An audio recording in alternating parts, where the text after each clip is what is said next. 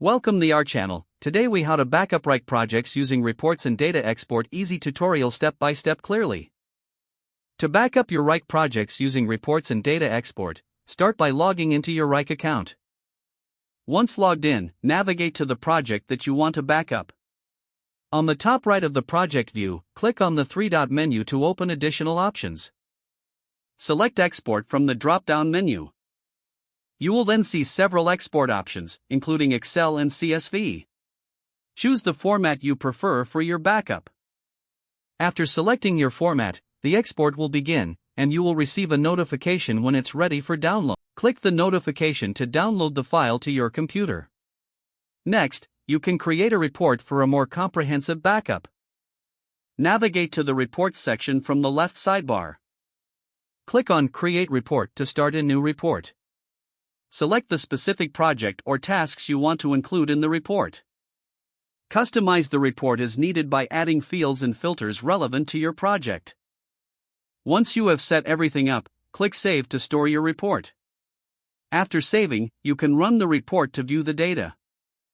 Next, click on the Export button usually found in the report view. Choose your preferred file format again, such as Excel or PDF. Once the file is generated, download it to your device. You now have both a data export and a report backup of your Wrike project. Make sure to store these files in a safe location for future reference.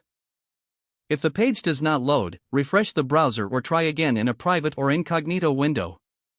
Make sure you are using the correct email address, then retype it carefully to avoid small typos. If your password is not accepted, use the reset option and create a new strong password you can remember. Check your spam folder for verification or security emails, then complete any requested confirmation steps. Enable two-factor authentication if available to improve account security and reduce unauthorized access risk. After signing in, review your profile details so your contact information and settings are accurate and current. If you see an error message, note it down and try again after restarting your device and internet connection.